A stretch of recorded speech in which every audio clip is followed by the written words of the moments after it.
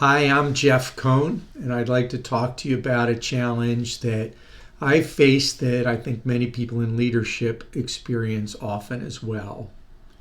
How often have I strongly suggested or outright told people what needed to be done and how to do it? When I've been in a position of authority and I use this approach, whether with a patient or staff member or even my kids, I initially felt, well, this works.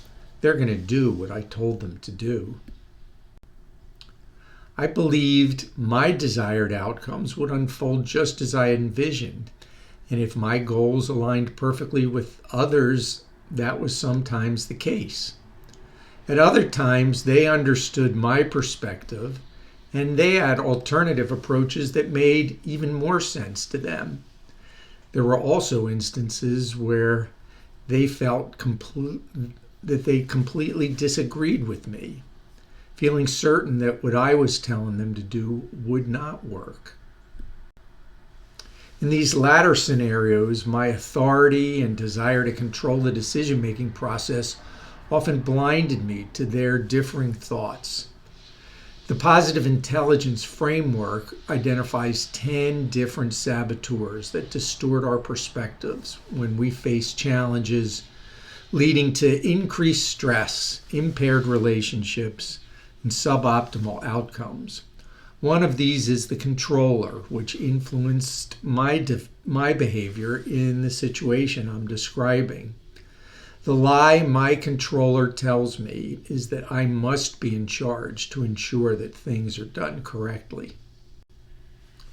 While this strategy sometimes yields short-term results, it creates significant long-term issues.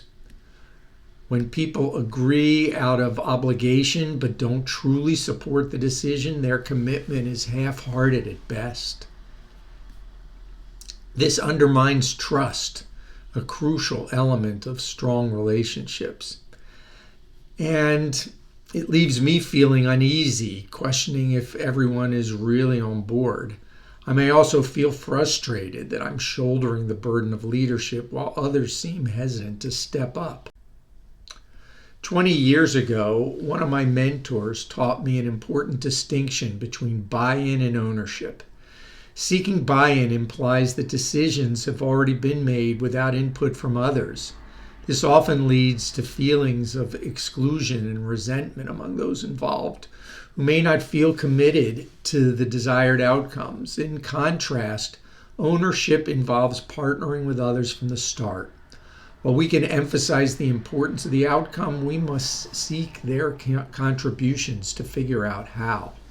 For instance, if I'm a doctor discussing the importance of a patient's hemoglobin A1C levels, I should also be receptive to their need sometimes for social dining experiences and appreciate that sometimes what's on the menu for those important events may not jive well with what's in their dietary best interests.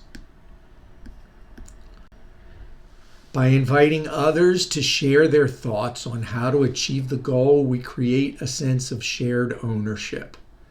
This collaborative approach increases the likelihood that both parties will commit to the actions, fostering trust as we discuss what works and what doesn't. Ultimately, this strengthens our relationships and enhances the experience. So, to lessen the influence of your controller, consider flipping the script when you feel the urge to push for your way. Ask yourself, what would make this more of a pull? Focus on asking rather than telling.